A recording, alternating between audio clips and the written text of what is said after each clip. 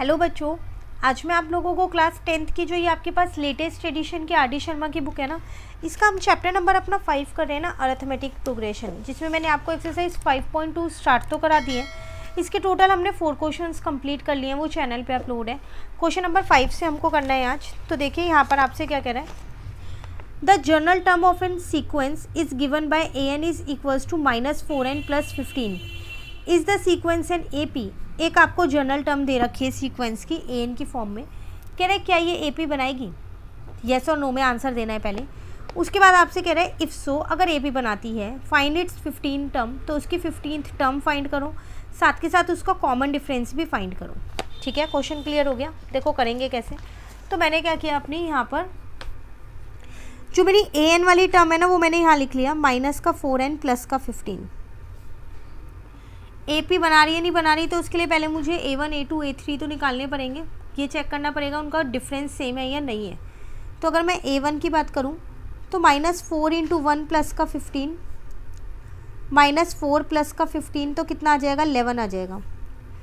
A2 की बात करूँ मैं, -4 × 2 + 15 तो -8 + 15 आ जाएगा, तो 7 आ जाएगा यहाँ। अगर अपने A3 की बात करूँ तो -4 × 3 + 15 तो -12 + 15 तो 3 आ जाएगा। और A4 की बात करूँ तो -4 × 4 + 15 -16 + 15 तो -1 आएगा। अब D फाइंड करके देखो क्या AP बना रही है। A2 - A1 करते हैं तो 7 - 11 -4 आ रहा है। यहाँ से अगर हम A4 - A3 करते हैं -1 -3 -4 ही आ रहा है। इसका मतलब सीक्वेंस जो है वो AP में है, तो यस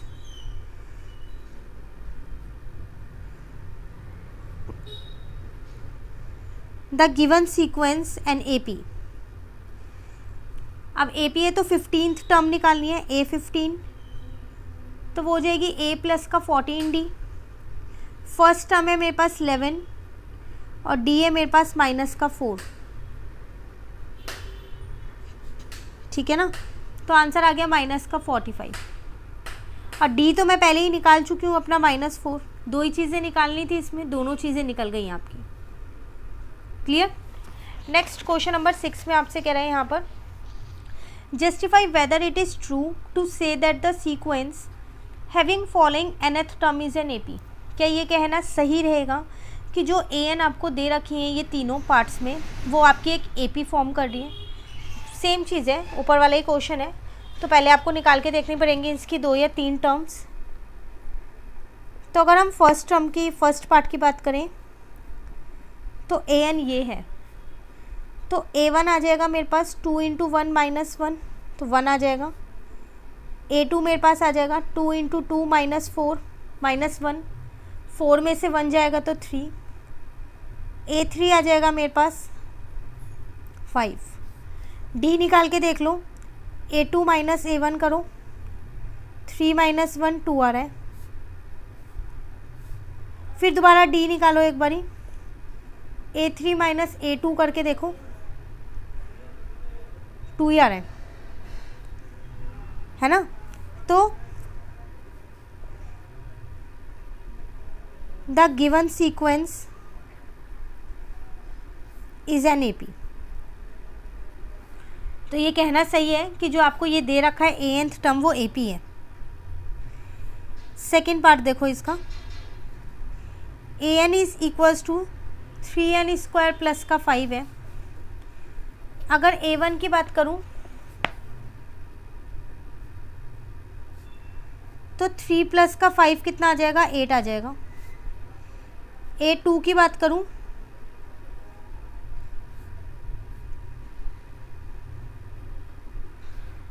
तो 12 + 5 17 आ जाएगा। A3 की बात करूं मैं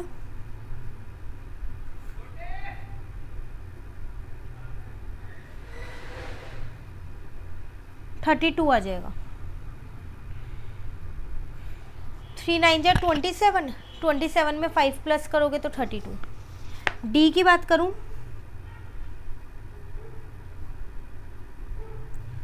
17 में से 8 को ही तो माइनस करोगे तो 9 आ जाएगा। अगेन डी की बात करते हैं। अब 32 में से 17 को माइनस करना है आपको। तो देखो 12 में से 7 जाएगा तो 5, 2 में से 1, 15 आ रहा है। सेम नहीं आ रहा, नहीं आ रहा ना सेम, तो यहाँ लिखना पड़ेगा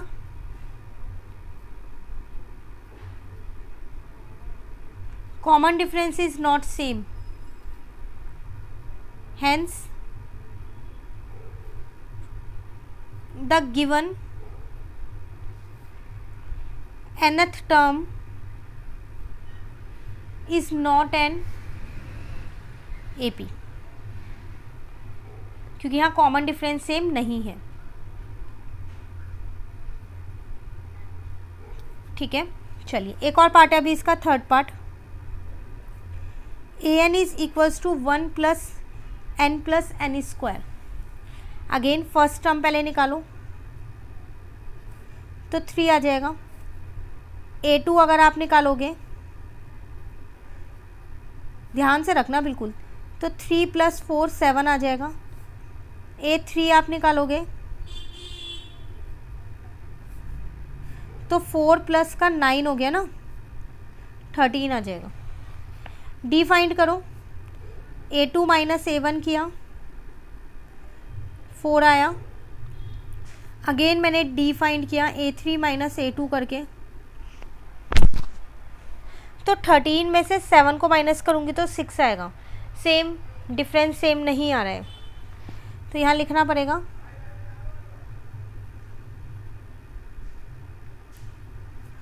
common difference is not same, hence the given nth term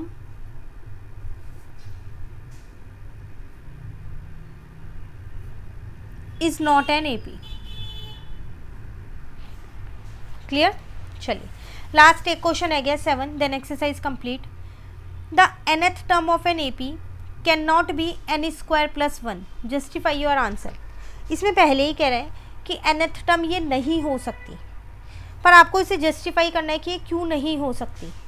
तो जस्टिफाई करने के लिए भी करना तो हमको यही पड़ेगा। मैंने एक बार इसमें 1 रखा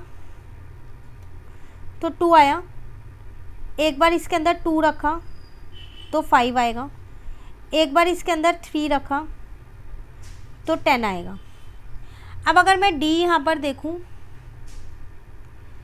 तो 5 में से 2 जाएगा तो 3 आएगा। अगेन डी में a3 माइनस a2 से निकाल रही हूँ तो वो 5 आ रहा है। सेम यही लिख देंगे हम,